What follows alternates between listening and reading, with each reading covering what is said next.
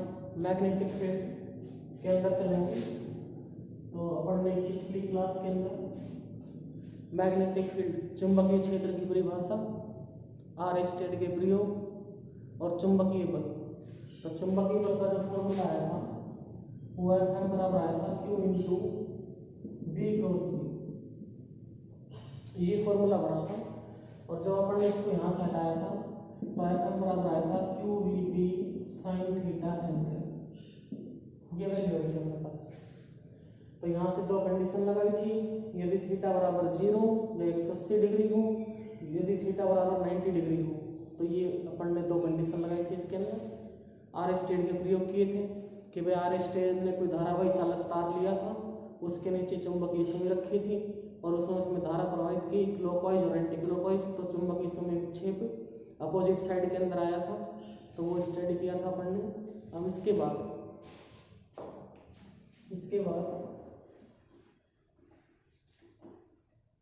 अपना जो टॉपिक आता है वो आता है बायो सावर्ट का नियम।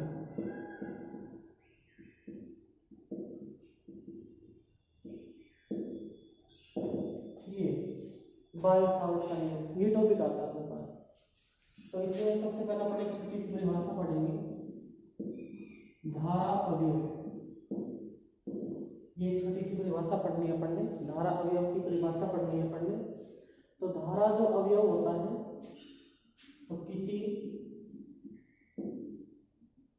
धारावाही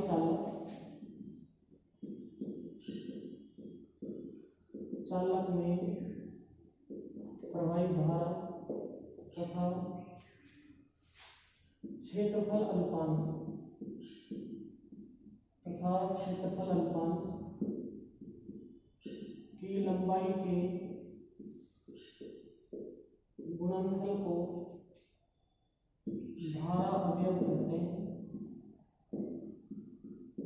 जैसे कि अपने पास एक धारावाही तार है, इसके ऊपर अल्पांश है dl और इसमें प्रवाहित धारा I, तो धारा अवयव बराबर आएगा I dl। तो धारा अवयव की परिभाषा पढ़ी हमारे पास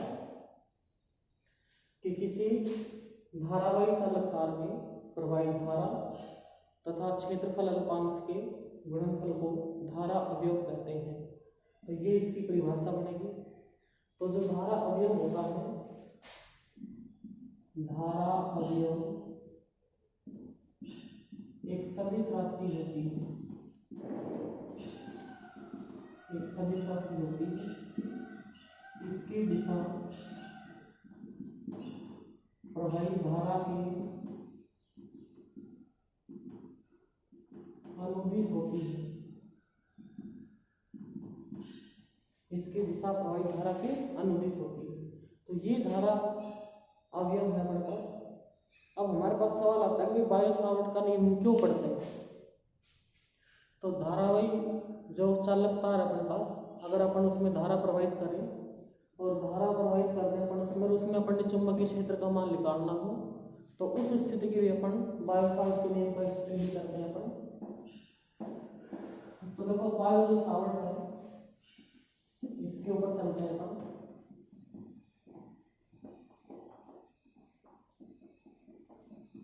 ये हमारे पास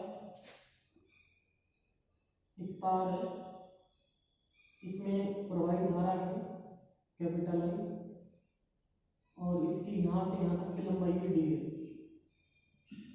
ये dl इसकी लंबाई, और ये O बिंदु है यहाँ पर, और इस O बिंदु से इस मोलार दूरी पर एक अपने पास P पॉइंट है, और इस P पॉइंट पर अपन ने चुंबकीय क्षेत्र कैलकुलेट करना है।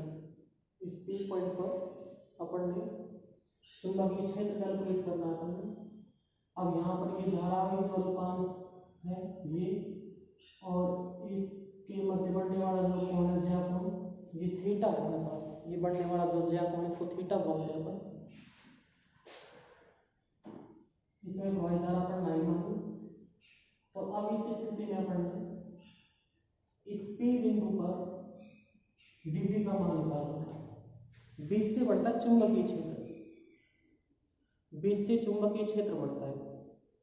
अब देखो यहाँ पे बी के आगे डी क्यों लगाया, क्योंकि यहाँ पे जो ये क्षेत्रफल है ये अल्पांश है, यहाँ पर ये क्षेत्रफल अल्पांश है, तो चुंबकीय क्षेत्र भी कैसा आएगा, अल्पांश आएगा अपने पास। तो बायो सावर्ट ने क्या बताया, अब बायो सावर्ट ने ये बताया कि जो चुंबकीय क्षेत्र का मान है वो प्रवाहित धारा के समानुपाती।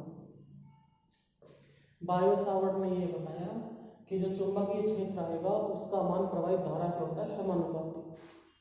चुंबकीय क्षेत्र का मान क्षेत्रफल अल्पांश की लंबाई के होता है समानुपाती, इसके भी समानुपाती होता है, डी भी समानुपाती डी, ये इसके भी समानुपाती होता है। तीसरा, चुंबकीय क्षेत्र का मान धारावाही अल्पांश तथा धारावाही अल्पांश से पी बिंदु के मध्य बनने वाले ज्या कोण के समानुपाती, इसके समानुपाती। चौथा ये बताया कि जो चुंबकीय क्षेत्र का मान आएगा वो ओ बिंदु से पी बिंदु की दूरी के वर्ग के व्युत्क्रमानुपाती होता है, व्युत्क्रमानुपाती होता है।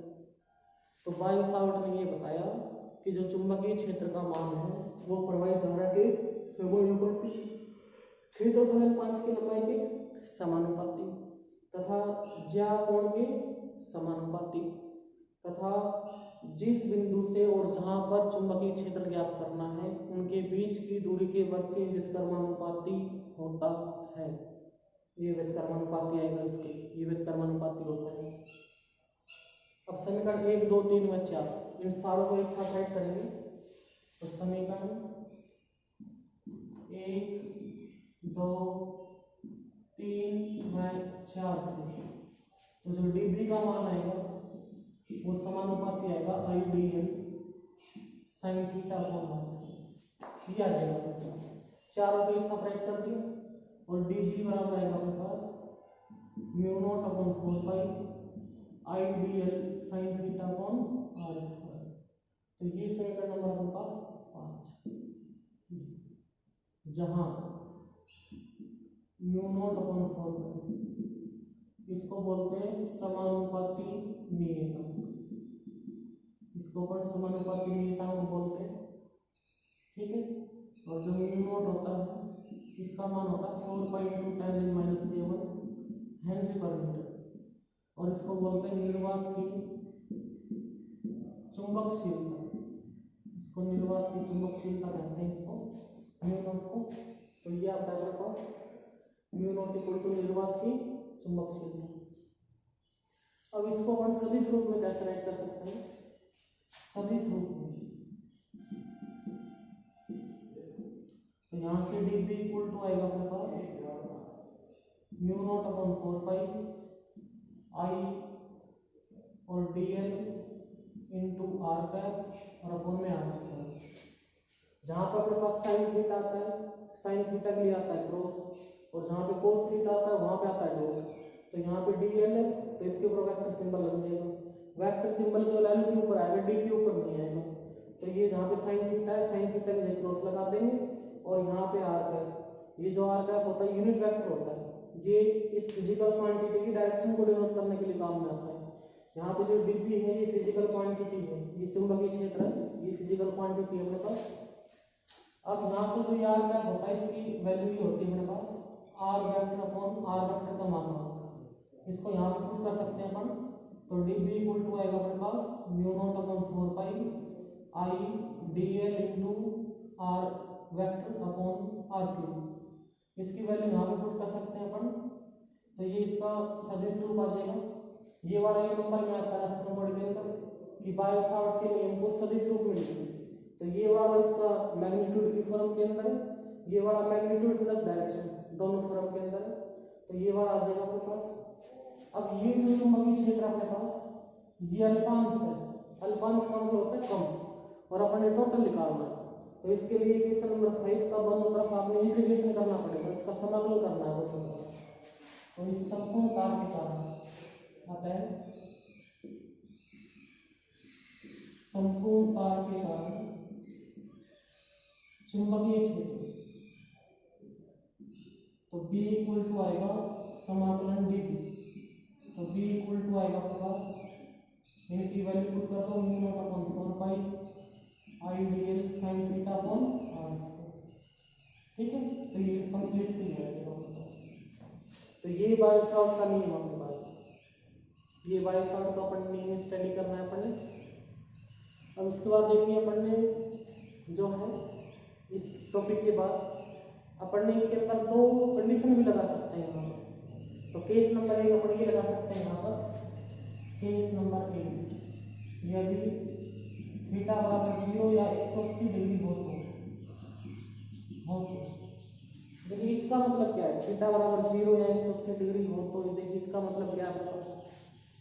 इसका मतलब ये है कि यदि P पॉइंट इस अल्पांश के अनुदिश हो, थीटा बराबर 0 हो, दोनों एक ही डायरेक्शन के अंदर हो, दैट मींस ये ऐसे हो अपने पास ऐसे, ये P पॉइंट यहाँ पे ले लो, यहाँ पर वो पॉइंट था, तो ये P पॉइंट यहाँ पर, तो इसका मान हमें समीकरण 5 से तो dv इक्वल टू आएगा अपने पास 0, क्योंकि sin 0 की वैल्यू 0 होती है, टोटल 0 से मल्टीप्लाई करेंगे 0 बन जाएगा टोटल अपने पास। फिर केस नंबर 2 यदि थीटा बराबर 90 डिग्री हो तो, यदि थीटा बराबर 90 डिग्री हो तो, अब देखो यहाँ पे अगर थीटा बराबर 90 डिग्री हो तो अपने पास फिर क्या करेंगे, देखो अब देखो यहाँ से 90 का मतलब क्या हुआ कि भाई ये अपने पास तार था, ये भी अपने पास ये, और ये यहाँ पे O पॉइंट और यहाँ पे इसमें लाभ के ऊपर यहाँ पे P पॉइंट। अब यहाँ पे चुंबकीय क्षेत्र कैलकुलेट करना है आपने, तो sin 90 का मान होता है 1, तो dv इक्वल टू आ जाएगा अपने पास mu naught upon 4 pi I dl upon r square. ये मैक्सिमम फोर्स आएगा अपने पास चुंबकीय क्षेत्र का मान, ये मिनिमम आएगा 0 है अपने पास। तो जो बाय-सॉर्ट का नियम होता है, इसके द्वारा हम किसी धारावाही चालक तार में प्रवाहित धारा या धारा प्रवाहित करके और उस तार के लिए अपन चुंबकीय क्षेत्र कैलकुलेट कर सकते हैं इसके अंदर अपन। तो ये बाय-सॉर्ट का जो नियम है, ये इस मैग्नेटिक फील्ड के लिए अपने पास एक बेस टॉपिक है अपने पास।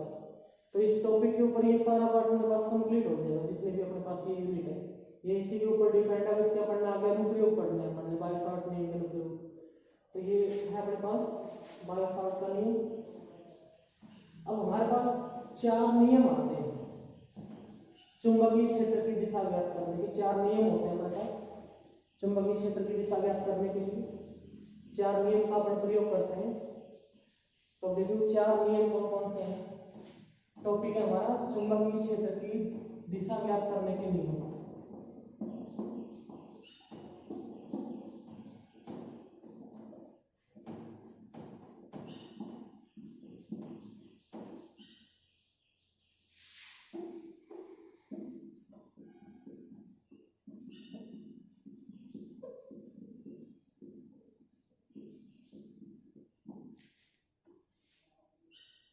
अपना टॉपिक क्या होगा,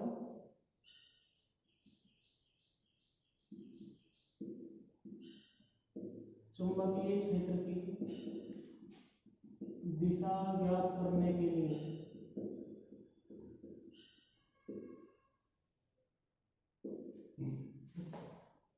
तो सबसे पहला नियम है स्नो रूल या एम्पियर के तैरने का नियम। ये पहला नियम है, पहला रूल है अपने पास स्नो रूल या एम्पियर के तैरने का नियम अपने पास। तो इसका मीन्स ये होता है कि भाई जैसे अपने पास कोई चालक तार है और इसमें प्रवाहित धारा की दिशा एस से एम की तरफ हो, दक्षिणी ध्रुव से उत्तरी ध्रुव की तरफ, ओ से बढ़कर ओवर, ओ से बढ़कर ओवर, ओवर का मतलब ऊपर, ये ओ से बढ़कर ओवर ऊपर। और यदि ये तार चुंबकीय सुई के ऊपर रखा हो तो चुंबकीय सुई का उत्तरी ध्रुव वेस्ट की तरफ विक्षेपित हो जाएगा, ये उत्तरी ध्रुव, और इसको बोलते हैं पश्चिमी ध्रुव। इस नियम के अनुसार यदि किसी तार में प्रवाहित धारा की दिशा से N की तरफ हो तथा तार चुंबकीय स्विंग के ऊपर रखा हो तो चुंबकीय स्विंग का उत्तरी ध्रुव पश्चिम दिशा की तरफ विक्षेपित हो जाती है। W से वेस्ट बनता है, पश्चिम बनता है। तो ये स्नो रूल, इसका विकर्ण करने का नियम भी कहते हैं अपन। फिर अपने पास रूल नंबर 2 आता है दाएं हाथ के अंगूठे का नियम। दाएं हाथ के अंगूठे का नियम ये है अपने पास। तो इसका मीन्स ये होता है कि भाई अपन ने कोई धारावाही चालक तार लेना, जैसे धारावाही चालक तार है, इसको दाएं हाथ में पकड़ लिया मैंने, दाएं हाथ। तो इस नियम के अनुसार यदि किसी चालक को दाएं हाथ में इस प्रकार पकड़े कि यदि अंगूठा प्रवाही धारा की दिशा को व्यक्त करे तो मुड़ी हुई अंगुलियां चुंबकीय क्षेत्र की दिशा को व्यक्त करती है। तो ये डायग्राम ऐसा बन जाएगा, ये हमारा अंगूठा, ये प्रवाही धारा और ये हमारी मुड़ी हुई अंगुलियां। तो ये किसको डिनोट करेगी? चुंबकीय क्षेत्र। ये चुंबकीय क्षेत्र, ये चुंबकीय क्षेत्र की डायरेक्शन होगी। क्या कहता है ये नियम? इस नियम के अनुसार हम किसी धारावाही चालक को दाएं हाथ में इस प्रकार पकड़ें कि अंगूठा प्रवाहित धारा की दिशा को व्यक्त करे तो मुड़ी हुई अंगुलियां चुंबकीय क्षेत्र की दिशा को व्यक्त करेंगी। ठीक है। फिर रूल नंबर 3 आता है अपने पास वृत्तीय धाराओं के लिए नियम। वृत्तीय धाराओं के लिए नियम ये आता है।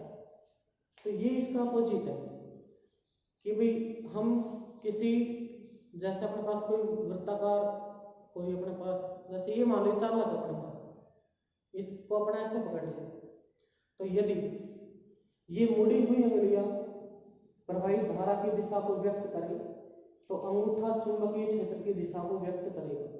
अब ये ऐसे है, ये ऐसे अपने पास ये धारा, सॉरी ये चुंबकीय क्षेत्र और ये धारा, और यदि इसको हम ऐसे पकड़ ले ऐसे तो ये नीचे तो कौन है?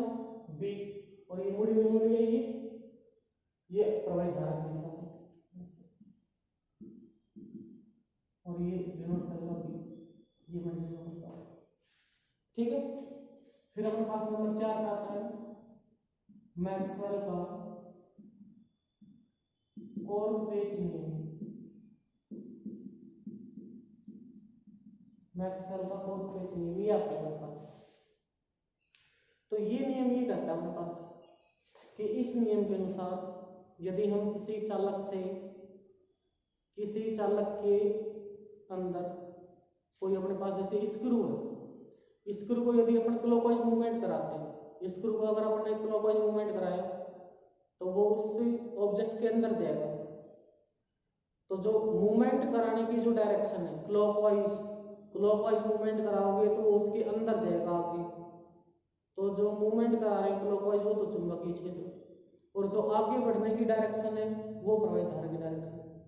यदि आप उसको एंटी क्लॉकवाइज मूवमेंट कराओगे किसी स्क्रू को, जैसे बोर्ड में लगाते हैं स्क्रू, अगर आप उसको एंटी क्लॉकवाइज मूवमेंट कराओगे तो एंटी क्लॉकवाइज जो डायरेक्शन हुई है तो किसकी डायरेक्शन हुई? चुंबकीय क्षेत्र की। अब वो पीछे आएगा, बाहर निकलेगा वो, तो जो पीछे बढ़ने की डायरेक्शन है वो प्रवाहित धारा की डायरेक्शन। तो ये अपने पास मैक्सवेल का कॉर्क पेच नियम होता है अपने पास। ठीक है भाई। तो ये 4 नियम अपने पास। इसके बाद फिर अगली वीडियो के अंदर फिर अपन अगली अनुप्रयोग के अंदर चलेंगे अपन, बायो-सावर्ट नियम के अनुप्रयोग के अंदर। तो आज की वीडियो के अंदर बस अपन ने इतना ही करना है। तो ये आपका चुंबकीय क्षेत्र की दिशा ज्ञात करने के नियम बता दिए, बायो-सावर्ट का नियम हो गया। अब हमारे पास बायो-सावर्ट नियम के अनुप्रयोग चलेंगे नेक्स्ट क्लास के अंदर अपने पास। तो बस आज की वीडियो के अंदर बस इतना ही पढ़ेंगे, फिर बाकी अगली क्लास के अंदर पढ़ेंगे अपन।